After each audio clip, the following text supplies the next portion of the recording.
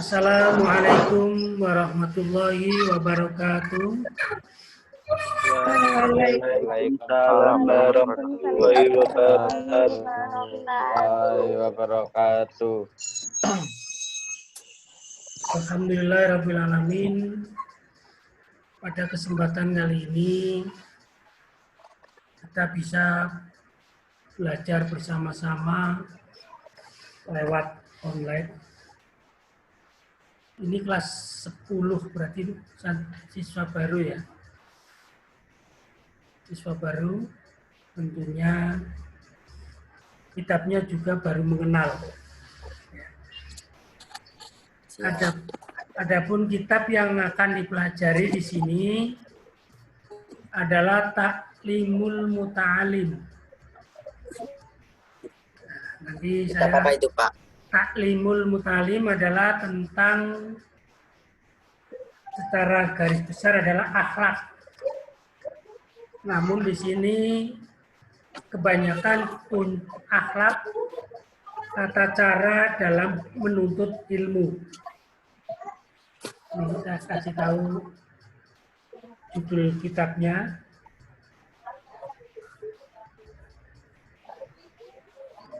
Ini adalah Ta'limul Muta'alim. Nah, ini yang akan dipelajari. Dalam belajar ini, saya minta semuanya untuk menyiapkan buku tulis ya. Untuk menyiapkan buku tulis. Karena sewaktu-waktu ada yang harus dicatat.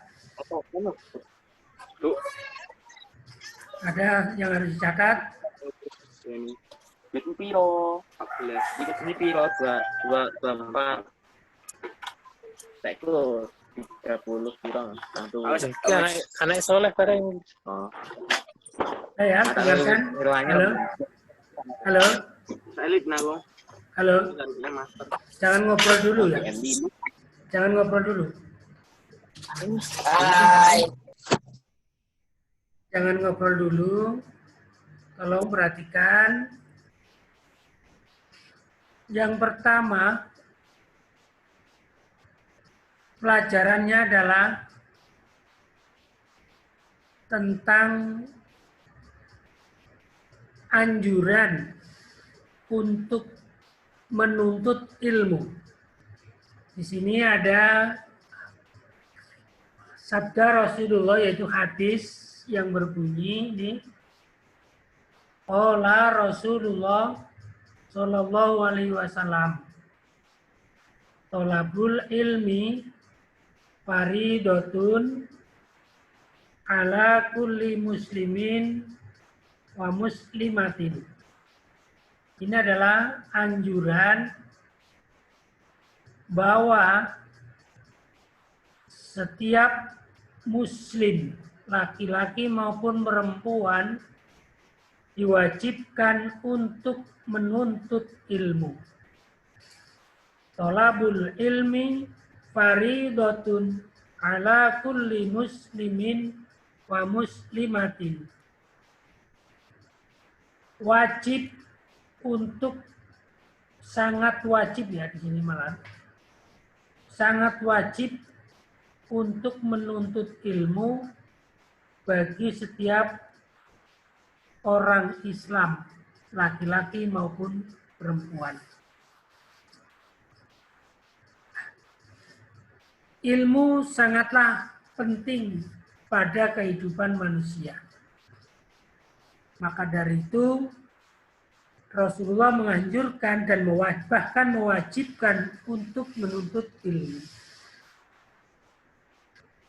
Karena dengan ilmu kita tahu segalanya. Dengan ilmu manusia bisa berharga, terhormat, melebihi dari makhluk yang lain. Dalam Al-Quran ada ada ayat yang menyebutkan wafaddolallahu bani adama. Wafaddolallahu bani adama bil ilmi wal amal. Ini menunjukkan bahwa ilmu adalah penting. Wafaddolallahu bani adama bil ilmi. Allah memberikan keutamaan pada manusia dengan ilmu dan amal. Maka kalau sudah punya ilmu tentunya harus beramal. Amal itu menjalankan apa yang menjadi tuntutan ilmu. Itulah amal. Ilmu adalah pengetahuan. Manusia tanpa ilmu bagaikan mayit yang berjalan. Makanya kita wajib menuntut ilmu. Kemudian di bawahnya ini ada kalimat lain lanjutannya, iklam bi annahu la yuftaradu ala kulli muslimin talabu kulli ilmin wa inna ma yuftaradu alaihi talabu ilmil hal kama qala abdalul ilmi ilmul hal wa abdalul amali hifdzul hal. Maksudnya bahwa tadi dalam hadis telah diwajibkan untuk menuntut ilmu.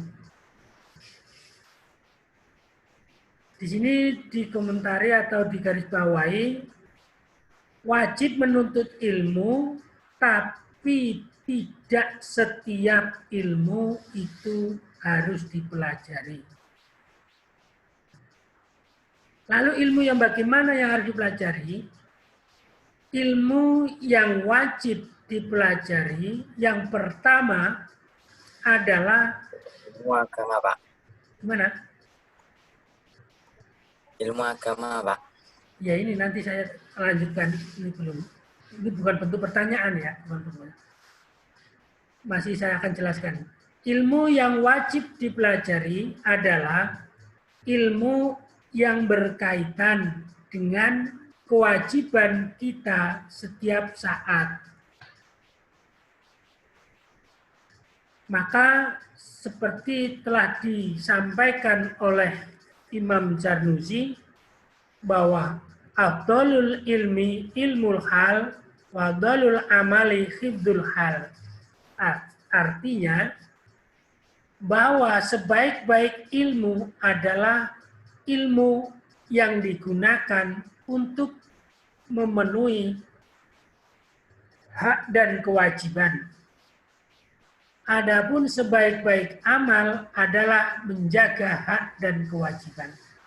Ini yang telah disampaikan oleh Imam Zarnuji. Imam Zarnuji adalah yang mengarang kitab Ta'limul Muta'alim. Nah, jadi kita tidak perlu menuntut setiap ilmu. Namun bukan berarti dilarang selama ilmu itu tidak membawa kemadorotan, tidak membawa kerugian bagi manusia. Jadi kita mempelajari ilmu apa saja diperbolehkan. Namun yang pertama yang harus dilakukan adalah ilmu pengetahuan tentang hak dan kewajiban yang berkaitan dengan hak dan kewajiban. Contoh, kita sebagai orang Islam, punya kewajiban yang wajib adalah apa antara lain? Silakan kalian jawab. Salah satunya Beribadah. Ya, yang wajib harus dilakukan adalah dalam sehari semalam sholat 5 waktu. waktu. Itu wajib yang tidak bisa ditawar. Nah, dalam sholat tentunya ada syarat dan rukun. Ya kan? Ada syarat rukunnya enggak? Halo? Iya. Dalam sholat ada syarat dan rukun. Maka kita harus mengetahui mana syarat sholat. Syaratnya sholat itu apa? Seperti apa? Ada yang bisa tahu? Syarat sholat sebutkan antara lain. Syarat sholat. Ya, sebutkan harus suci. Ya, suci dari hadas dan dari najis. Ini syarat. Kemudian Najis. suci dari hadas dan najis, baik pakaian, tempat maupun badannya. Kemudian menghadap kiblat, masuk waktu, dan seterusnya. Ini adalah syarat. Kalau syarat itu tidak dipenuhi, tentunya sholatnya tidak sah. Contoh, sholat itu syaratnya harus menutup aurat. Ternyata ada orang sholat, kalau perempuan hanya pakai celana pendek yang hanya menutupi lutut, sementara bagian atasnya kepala, leher itu kelihatan. Ini kalau perempuan tidak sah.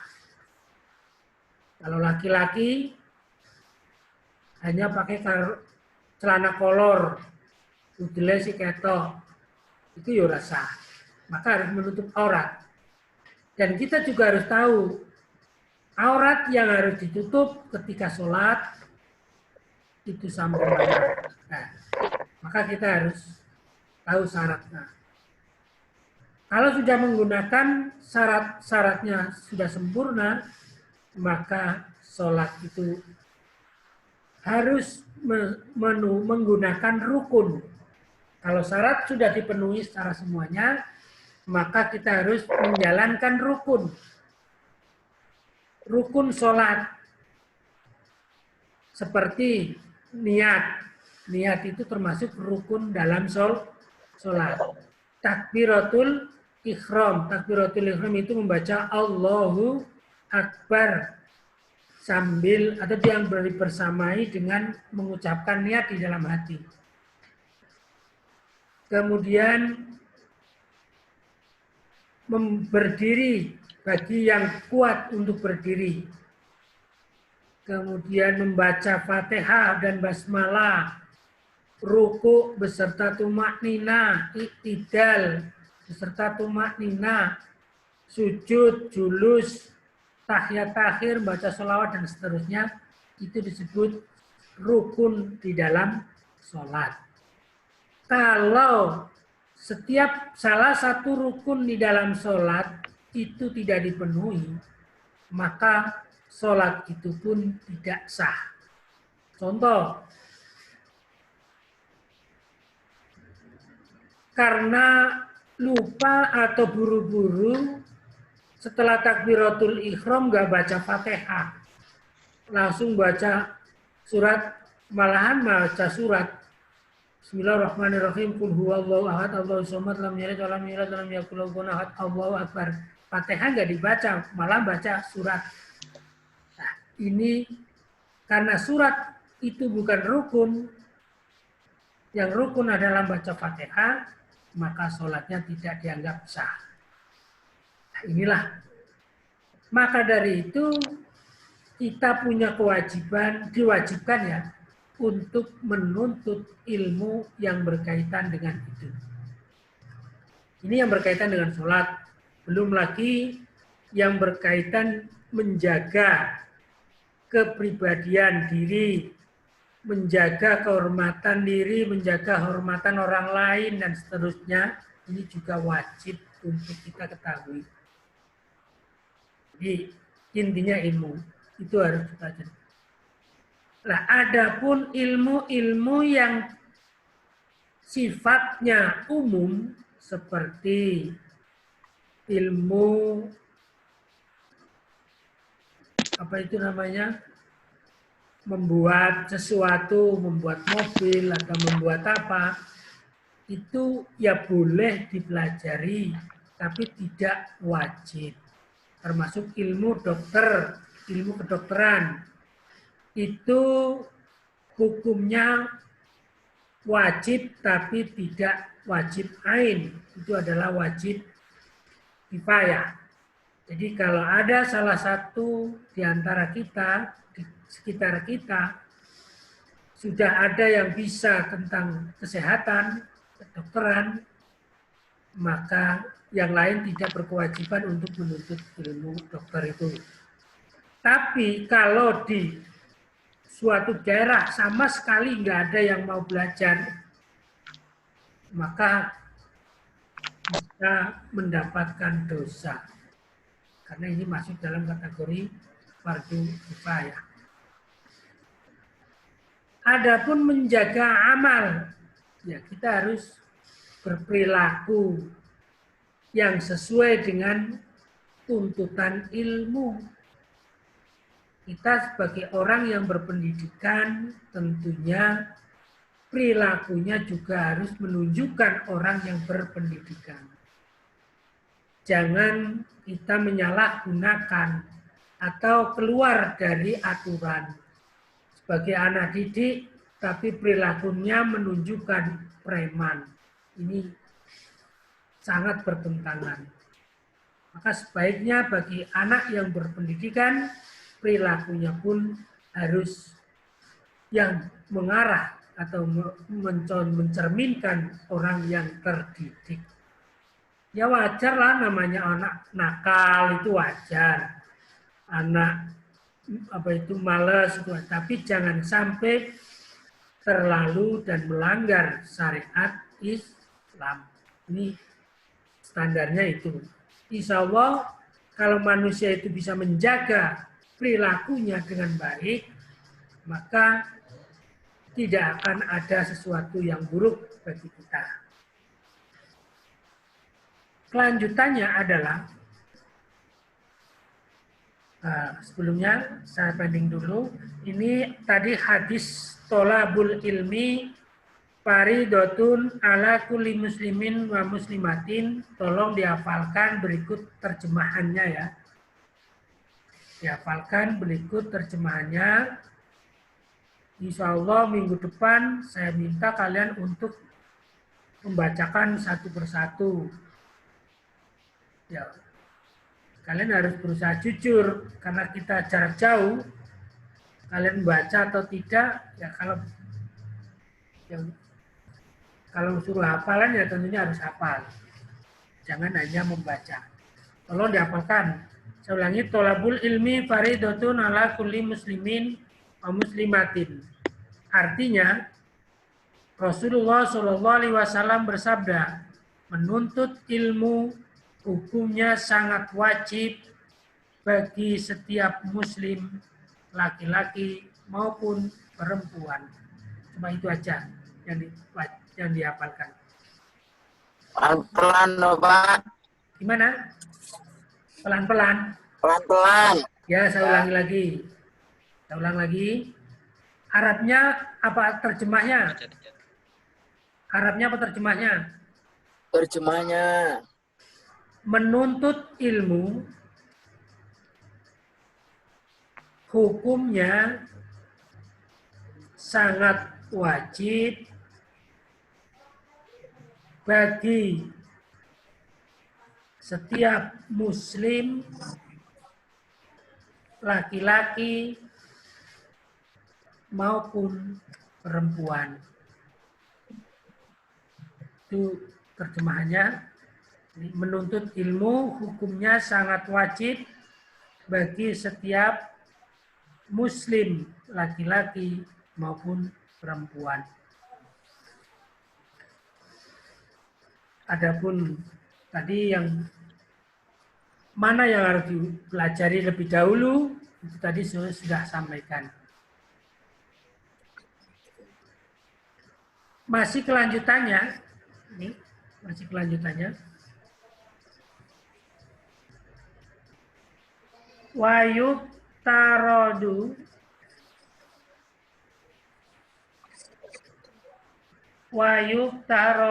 alal muslimi tolabuma yaqa'u lahu fi halihi fi ayyi halin kana. Maksudnya, setiap orang Islam diwajibkan menuntut ilmu yang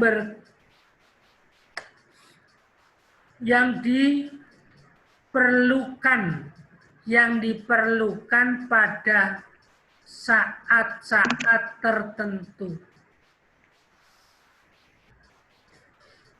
Jadi, kalau yang tadi yang saya sampaikan itu pada setiap saat. Karena seperti sholat itu kan kewajiban yang setiap saat dalam sehari semalam 5 kali itu setiap saat. Ada kewajiban untuk menuntut ilmu yang berkaitan dengan sesuatu yang terjadi pada saat-saat tertentu, tidak setiap saat.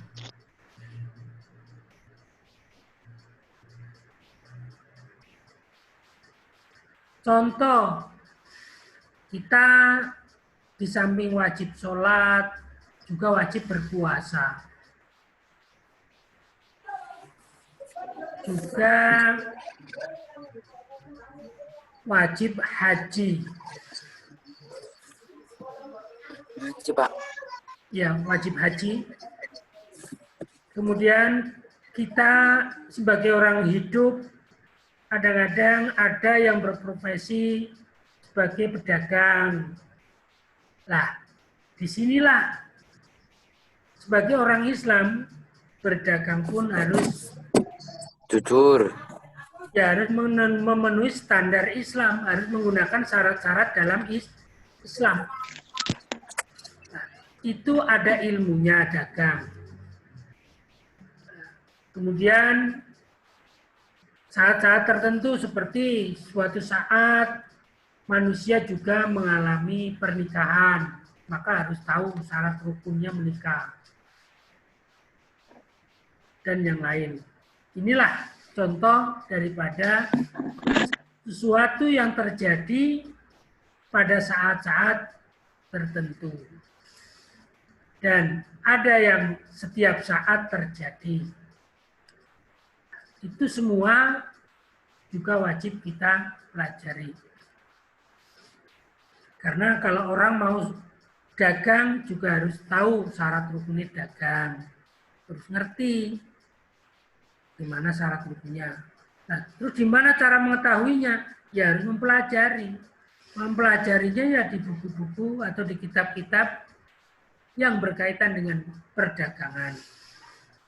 Kalau kalian bisa mempelajari sendiri, ya nggak apa-apa. Tapi lebih baik setiap belajar itu ada pembimbingnya. Karena ketika belajar ada pembimbingnya, kita itu akan lebih kuat pengetahuannya dan lebih yakin kebenarannya dalam menjalankan ilmunya tadi. Karena kemampuan daya pikir manusia itu kadang-kadang berbeda-beda. Dalam menerjemahkan kalimat yang dibaca, kadang-kadang ada yang hanya ditelan mentah-mentah apa bentuk kalimatnya. Kadang-kadang kalau orang yang sudah berpengalaman tentunya perlu dengan kebijaksanaan. Sehingga tidak salah dalam menjalankannya. Maka dari itu setiap belajar terutama tentang hukum, kalau masalah hukum terutama ya, ini harus benar-benar berguru. Tidak boleh asal lihat tulisan kemudian kamu jadikan pedoman kuat. tentunya harus perlu pembimbingan. Ini kalau tentang hukum. Karena bisa berbahaya kalau kita mencerna sendiri sedangkan otak kita tidak mampu sehingga menggunakan akal dan reko doyone pikiranmu dewe. Itu sing ngarai ora bener. Kemudian ada kalimat berikutnya.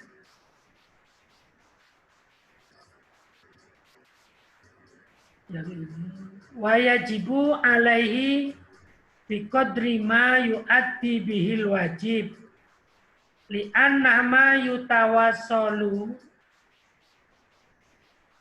bihi ila iqamatil fardi yakunu fardon wa ma yutawassalu bihi ila iqamatil wajibi yakunu wajiban.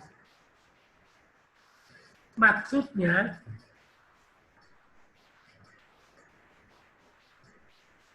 kita juga masih diwajibkan untuk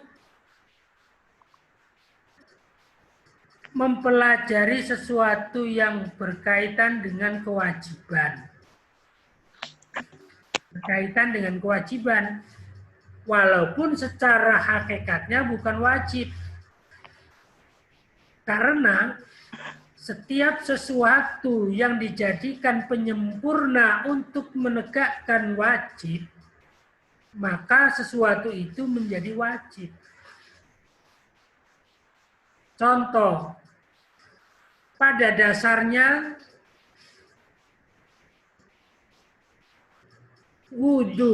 berwudu itu tidak wajib pada dasarnya. Dalam sholat itu tidak wajib wudu. Tapi yang wajib adalah bersuci.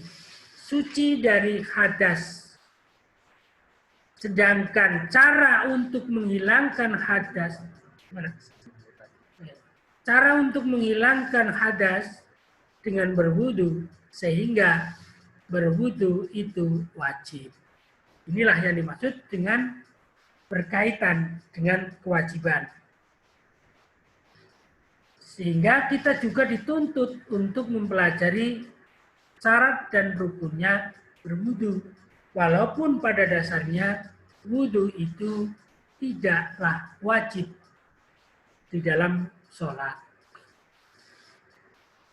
Termasuk contoh lain. Karena kalau laki-laki nih, khususnya laki-laki, untuk menjaga kesucian agar lebih mudah terjaga sucinya, maka karena suci itu salah satu syarat dari sholat, maka setiap laki-laki diwajibkan untuk memotong kulfah, sunat, nanti sunat orang disepiti, potong burungnya, tapi bukan burungnya yang dipotong, tapi penutupnya itu, penutup helmnya itu dipotong, dihilangkan. Apa maksudnya? Karena walaupun kelihatannya di dalam itu dihukumi luar, ya dihukumi luar, sehingga ketika di dalamnya terkandung najis, maka tidak sah terbawa sholat. Untuk mensucikan yang itu harus dipotong dulu biar lebih mudah untuk mensucikannya, biar lebih ganteng juga. Dan lebih ganteng. Nah, inilah antara lain hal-hal yang wajib untuk dituntut, ada yang wajib secara ain, ada yang wajib secara langsung, ada yang wajib secara sewaktu-waktu. Itu saja pertemuan kita kali ini yang semoga kalian bisa memahami. Sekali lagi untuk pertemuan ke depan selama masih menggunakan metode ini, tolong kalian tetap membawa catatan ya. Harus mencatat apa yang perlu dicatat Seperti tadi harus dicatat artinya dan nantinya dihafalkan. Gimana? Sudah bisa dipahami? Ya. Sekian dulu pertemuan kita kali ini. Semoga selalu dalam keadaan sehat, dalam lindungan Allah. Tolong patuhi aturan kesehatan. Kita manusia yang sangat lemah. Jadi kita jangan sembrono, jangan merasa sudah sehat kemudian mengabaikan aturan kesehatan. Maka kita tetap menjaga kesehatan agar kita dihindarkan dari penyakit, segala penyakit. Sekian pertemuan kita kali ini. Assalamualaikum warahmatullahi wabarakatuh. Waalaikumsalam warahmatullahi wabarakatuh.